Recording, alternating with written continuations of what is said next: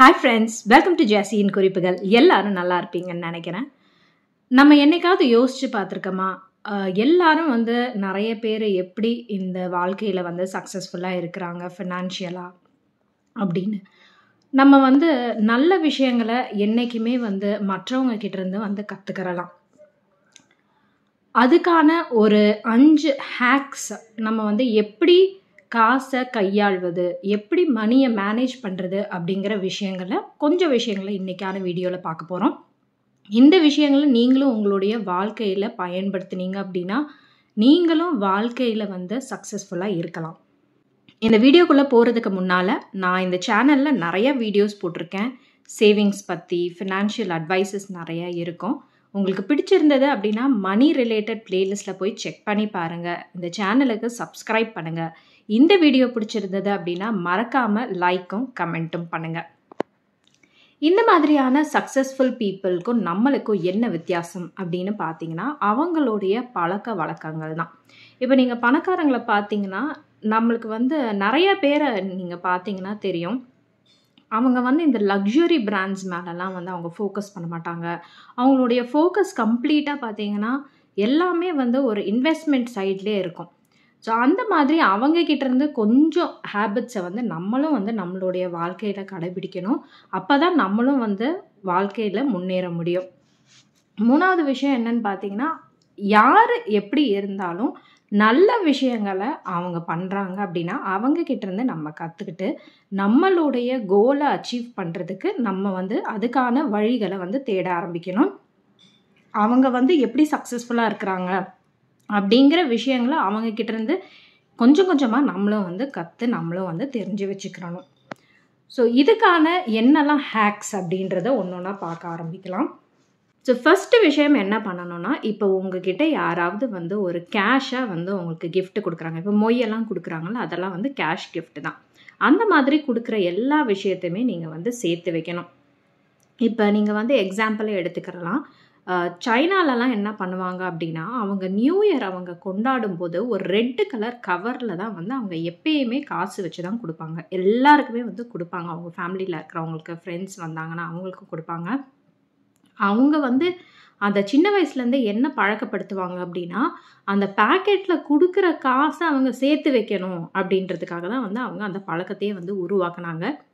இப்போ நம்மலாம் என்ன பண்ணுவோம், நியூ இயர் அன்றைக்கி எல்லாருக்குமே ஹாப்பி நியூ இயர் அப்படின்னு தான் விஷ் பண்ணுவோம். நம்மளுக்கெல்லாம் ஏகப்பட்ட நியூ இயர் இருக்குது. தமிழ் நியூ இயர் இருக்குது, தெலுங்கு நியூ இயர் இருக்குது, இங்கிலீஷ் நியூ இயர் இருக்குது. அந்த மாதிரி அவங்க நியூ இயர் கொண்டாடும் போது என்ன பண்ணுவாங்க, நம்ம ஹாப்பி நியூ இயர்னு சொல்லுவோம். ஆனால் அவங்க ஹோப் யூ பிகம் ரிச் அப்படின்னு சொல்லுவாங்க. நீங்கள் பணக்காரங்க ஆகுங்க அப்படின்னு சொல்லிட்டு எல்லாருக்குமே அவங்க வாழ்த்து சொல்லுவாங்க. அப்போ யோசிச்சு பாருங்களேன் அவங்களுடைய மனசு எப்படி இருக்குது அப்படின்னு. தான் மட்டும் முன்னேறது பத்தாமல் அவங்களுடைய குடும்பமும் அவங்களுடைய ஃப்ரெண்ட்ஸ் எல்லாருமே முன்னேறணும் அப்படின்னு அவங்க நினைக்கிறாங்க. அதனால சின்ன வயசுலேருந்தே அவங்க எல்லாருக்குமே பழக்கப்படுத்துகிற ஒரு விஷயம் நிறையா சேமிக்கணும் அப்படிங்கிறது தான். அதனால தான் இன்றைக்கி அவங்க அவ்வளோ ஒரு நல்ல நிலமையில இருக்காங்க. நம்மளும் அந்த மாதிரி நல்ல விஷயங்களை அவங்கக்கிட்டேருந்து கற்றுக்கிறணும். இந்த காசை அவங்க எப்படி அவங்க கன்சிடர் பண்ணுவாங்க அப்படின்னா இது ரொம்ப ஒரு லக்கியான ஒரு காசு அப்படின்னு கன்சிடர் பண்ணுவாங்க. அதனால அவ்வளவு சீக்கிரம் அதை தேவையில்லாத விஷயத்துக்கு எதுக்குமே அவங்க செலவு பண்ண மாட்டாங்க. அந்த காசு அவங்கக்கிட்ட இருந்தால் இன்னும் நிறைய காசு சேரும் அப்படின்னு அவங்க நினைப்பாங்க. இது அவங்க கிட்ட இருக்கிற ஒரு ஐதீகம். நம்மளும் அந்த மாதிரி சேர்த்து வச்சோம் அப்படின்னா இப்போ ஒரு சில பேர் சொல்லுவாங்க அவங்க கையால் காசு வாங்கினோம் அப்படின்னா எனக்கு நிறையா காசு சேரும் அப்படின்னு. Maybe it is a superstitious அப்படின்னு நம்ம நினச்சிக்கலாம். பட் சேர்த்து வைக்கலாமே, ஒரு 10 ரூபாய் சேர்த்து வச்சா கூட அது காசு சேமிப்பு தான். ஸோ அடுத்த விஷயம் என்னன்னு பார்த்தீங்கன்னா நம்மளுக்கு நிறைய பேருக்கு தெரியாது எங்கே நம்மளுடைய காசு போகுது. 1ஆம் தேதியே காலி ஆகிடுது, 5ஆம் தேதியே காலி ஆகிடுது, 10ஆம் தேதிக்குள்ளேயே எல்லா காசுமே போயிடுது அப்படின்னு உட்காந்து ஒரு கணக்கு எழுத ஆரம்பிங்க. நீங்கள் எவ்வளவு நீங்கள் செலவு பண்ணுறீங்க ஒரு நாளைக்கு அப்படின்னு. நான் வரவு செலவு கணக்கு எப்படி எழுதுறது அப்படின்னு தனியாகவே ஒரு வீடியோ போட்டிருக்கேன். நான் லிங்க்கை டிஸ்கிரிப்ஷன் பாக்ஸில் கொடுக்குறேன். கண்டிப்பாக போய் செக் பண்ணி பாருங்கள். மணி மேனேஜர் ஆப்னு ஒன்று இருக்கும். அதில் எப்படி உங்களுடைய டிரான்சாக்ஷன்ஸ் எல்லாம் உங்கள் ஃபோன்லேயே ரெக்கார்ட் பண்ணலாம் அதை போட்டிருக்கேன். அதை செக் பண்ணி பாருங்கள், உங்களுக்கு யூஸ்ஃபுல்லாக இருக்கும். அதனால் எப்பயுமே நம்மளுக்கு நம்ம எந்த இடத்துல செலவு பண்ணுறோம், தேவையில்லாத செலவா அப்படிங்கிறத வந்து தெரிஞ்சுக்கணும் அப்படின்னா நம்ம எழுதினாதான் நம்மளுக்கு வந்து தெரியும். ஸோ டெய்லி வந்து என்னெல்லாம் செலவு பண்ணுறீங்க அப்படிங்கிறத வந்து தெரிஞ்சு வச்சுக்கோங்க. அப்போ தான் உங்களுக்கு வந்து அந்த அனாவசிய செலவுகளை உங்களால் வந்து கட்டுப்படுத்த முடியும். இது முக்கியமான விஷயம். ஸோ அடுத்த விஷயம் என்னன்னு பார்த்தீங்கன்னா, உங்களுடைய வருமானத்தில் நீங்கள் வந்து கிட்டத்தட்ட 20% நீங்கள் வந்து சேர்த்து வைக்கணும். அதில் 10% என்னத்துக்கு நீங்கள் சேர்த்து வைக்கணும் அப்படின்னா, உங்களுடைய ரிட்டையர்மெண்ட் ஆனதுக்கு அப்புறமா நீங்கள் வந்து செலவு உங்களுக்கு வரும் இல்லையா, அந்த காலத்தில் இருக்கிற அந்த செலவை வந்து பார்த்துக்கிறதுக்கு, அப்புறம் வந்து உங்களுக்கு ஏதாவது ஹெல்த் இன்சூரன்ஸ் பிளான்ஸ் இல்லைனா டேர்ம் இன்சூரன்ஸ், உங்களுடைய குழந்தைங்களுடைய ஃப்யூச்சர் எஜுகேஷன். இப்போ வந்து ஸ்கூலோடைய ஃபீஸே வந்து ரொம்ப அதிகமாக இருக்குது. அப்போ காலேஜெல்லாம் அவங்க போகும்போது அவங்களுடைய ஃபீஸ் எவ்வளோ இருக்குன்னு பாருங்கள். அப்போ அவங்களுடைய ஃப்யூச்சர் எஜுகேஷனுக்காக வந்து நீங்கள் எல்லாமே வந்து சேர்த்து வைக்கணும். ஸோ அது வந்து இந்த 10%ல் நீங்கள் வந்து சேர்த்து வைக்கணும். மீதி இருக்கிற 10%ல் என்ன பண்ணணும் அப்படின்னா, ஒரு 5% வந்து நீங்கள் ஒரு எமர்ஜென்சி கேஷு இல்லைனா வந்து மற்ற சொத்துக்கள் வாங்குறதுக்கு நீங்கள் வந்து சேர்த்து வைக்கலாம்.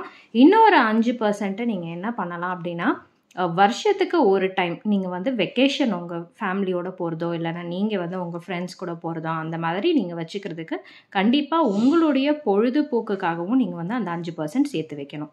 4வது விஷயம் என்னன்னு பார்த்தீங்கன்னா, உங்களுடைய வீட்டை வந்து டீக்ளட்டர்னால் என்ன அப்படின்னா, உங்கள் வீட்டை வந்து ஒரு மாதத்துக்கு ஒரு டைம் நீங்கள் க்ளீன் பண்ணி பாருங்களேன். இல்லைனா ஒரு 6 மாதத்துக்கு ஒரு தடவை க்ளீன் பண்ணி பாருங்கள். எவ்வளவு தேவையில்லாத பொருள், எவ்வளவு தேவையில்லாத ட்ரெஸ்ஸு வருதுன்றதை எடுத்து பாருங்கள். எல்லாமே வந்து ஒன்று சின்னதாகிட்ருக்கோம், இல்லைனா பழையசாகிட்ருக்கோம், இல்லைனா போடாமல் வச்சுருப்போம். அந்த மாதிரி எல்லாம் யூஸ் பண்ணாத திங்ஸ்ன்ற மாதிரி நிறைய விஷயங்கள் வந்து வரும். நம்ம வந்து ஈஸியாக எடுத்து காயலாங்கடையில் போட்டுறோம். ஆனால் இந்த காயலாங்கடையில் அந்த பொருட்களுக்கு எவ்வளவு காசு கொடுப்பாங்க. நீங்கள் ஒரு 600 ரூபாய்க்கு ஒரு குர்த்தி எடுத்துருக்கிறீங்க, ஆனால் நீங்கள் வந்து இப்போ ஒரு பாத்திரம் வாடுறதுக்காக போடுறீங்க அப்படின்னா, ஒரு 100 ரூபாய் 200 ரூபாய் பாத்திரத்துக்கு கூட வந்து அதை ஒரே ஒரு குர்த்தியை வாங்க மாட்டாங்க.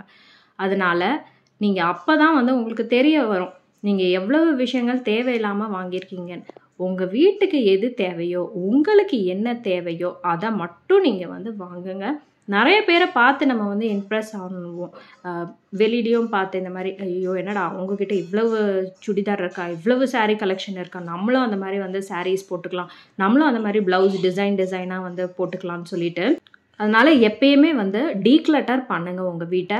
அப்போ தேவையில்லாத பொருட்களை அடுத்த தடவை வாங்காமல் நீங்கள் வந்து பார்த்துக்கோங்க. ஏன்னா எல்லாமே வந்து காசு வேஸ்ட்டு தான் நீங்கள் செலவு பண்ணுறது. ஸோ தேவையான பொருட்கள் மட்டும் நீங்கள் வந்து வச்சுக்கோங்க வீட்டில்.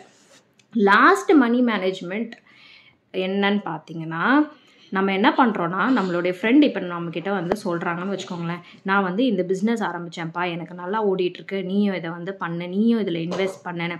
சரி, அவங்களுக்கு இன்றைக்கி நல்லா ஓடிக்கிட்டுருக்கு. ஒரு வேளை நம்ம இன்வெஸ்ட் பண்ணி நம்மளுக்கு லாஸ் ஆச்சுன்னா, அந்த ஃப்ரெண்டு நம்மளுடைய அந்த லாஸை பேர் பண்ணுவாங்களா? பண்ண மாட்டாங்க. அதனால் எப்பயுமே வந்து உங்களுடைய இன்வெஸ்ட்மெண்ட் அப்படிங்கிறது தனியாக வச்சுக்கோங்க, ஃப்ரெண்ட்ஷிப் அப்படிங்கிறத தனியாக வச்சுக்கோங்க. ஃப்ரெண்ட்ஷிப்புக்காக நிறைய பேர் வந்து இப்போ அவங்களே வந்து ஒரு இது மாதிரி பண்ணுவாங்கன்னு வச்சுக்கோங்களேன். இப்போ கோர்ஸ்லாம் செல் பண்ணுறாங்க. அதுக்கப்புறம் வந்து இப்போ நிறைய பேர் வந்து இன்வெஸ்ட்மெண்ட்டுக்கு வந்து இப்போ அந்த காலத்துலலாம் பார்த்துக்கோங்களேன், இப்போ எல்ஐசியில் வேலை செஞ்சாங்கன்னு வச்சுக்கோங்க, எல்லாருக்கும் போயிட்டு எல்ஐசி வாங்கிக்கோங்க அப்படின்னு சொல்லிட்டு போட வைப்பாங்க. ஆனால் இன்றைக்கி அந்த எல்ஐசி போட்டவங்க எல்லாரும் என்ன நிலமையில இருக்கிறாங்க, பணக்காரங்களாக ஆகிட்டாங்களா? அப்போ வந்து இப்போயும் வந்து அதுதான், இப்போ ட்ரேடிங் ஸ்டாக் மார்க்கெட்டில் இந்த மாதிரி ஆரம்பிச்சிட்ருக்குறாங்க. இந்த ஸ்டாக்கில் நீங்கள் வந்து இன்வெஸ்ட் பண்ணுங்கள் அப்படின்னு சொல்லிட்டு ஃப்ரெண்ட்ஸே நம்மக்கிட்ட சொல்லும்போது என்ன நினைப்போம், பரவாயில்ல நம்மளுடைய ஃப்ரெண்டு தானே சொல்கிறாங்க, நம்ம இன்வெஸ்ட் பண்ணி பார்க்கலான்னு சொல்லிட்டு கடைசியில் லாஸில் போய் முடியும். அதனால் உங்களுக்கு வந்து நீங்கள் தெரிஞ்சு வச்சுக்கோங்க, இந்த மாதிரி விஷயங்கள்லாம் இருக்குது, இதிலலாம் இன்வெஸ்ட் பண்ணலான்னு. ஆனால் அதில் உங்களுக்கு ஏதாவது வந்து உங்களுக்கு ப்ராஃபிட் வருமா, ஃப்யூச்சரில் என்ன நடக்குன்றதை யோசிச்சுட்டு அப்புறம் வந்து பண்ணுங்கள். அதே மாதிரி வந்து நீங்கள் ரொம்ப ஃப்ரெண்ட்ஸாக இருக்கிறாங்க அப்படிங்கிறதுக்காக, அவங்க கேட்டாங்க அப்படிங்கிறதுக்காக இருக்கிற காசு எல்லாத்தையும் தூக்கி வந்து கொடுத்துடக்கூடாது. ஏன்னா அதனால் வந்து ஃப்ரெண்ட்ஷிப்பாருக்கு ஒரு முறிவு வர்றதுக்கான ஒரு வாய்ப்பும் இருக்குது. அதே மாதிரி அந்த காசு நம்மக்கிட்ட திரும்பி வருமானது கூட வந்து தெரியாது. நிறைய பேர் வந்து திரும்பி கொடுத்துருவாங்க, ஆனால் எல்லாரையும் வந்து நம்ம நம்ப முடியாது. ஏன்னா நம்மளுடைய வாழ்க்கையில் அந்த மாதிரி வந்து நிறைய பேரை நம்ம வந்து பார்த்துருப்போம், நம்மளை ஏமாத்துறவங்கள. என்றைக்குமே வந்து பணம் தனி, நம்மளுடைய ஃப்ரெண்ட்ஷிப் தனியாக வச்சுக்கோங்க. ஸோ நான் சொன்ன இந்த 5 மணி மேனேஜ்மெண்ட் ஹேக்ஸையும் நீங்கள் ஃபாலோ பண்ணிங்கன்னா கண்டிப்பாக உங்களுடைய வாழ்க்கையில் நீங்கள் சக்ஸஸ்ஃபுல்லாக இருப்பீங்க. இந்த மாதிரி நிறைய வீடியோஸ் வந்து போடுங்க அப்படின்னு கேட்டிருக்காங்க. கண்டிப்பாக நான் வந்து இந்த மாதிரி வந்து காசு எப்படி சேமிக்கலாம் அப்படிங்கிற நிறைய வீடியோஸ் போட்டுட்டு தான் இருப்பேன். உங்கள் எல்லாருக்குமே வந்து இந்த வீடியோ பிடிச்சிருக்கு அப்படின்னு நினைக்கிறேன். இன்னொரு வீடியோவில் சந்திக்கலாம். அதுவரை உங்களிடமிருந்து விடைபெறுவது உங்கள் அன்பு தோழி ஜெஸ்ஸி.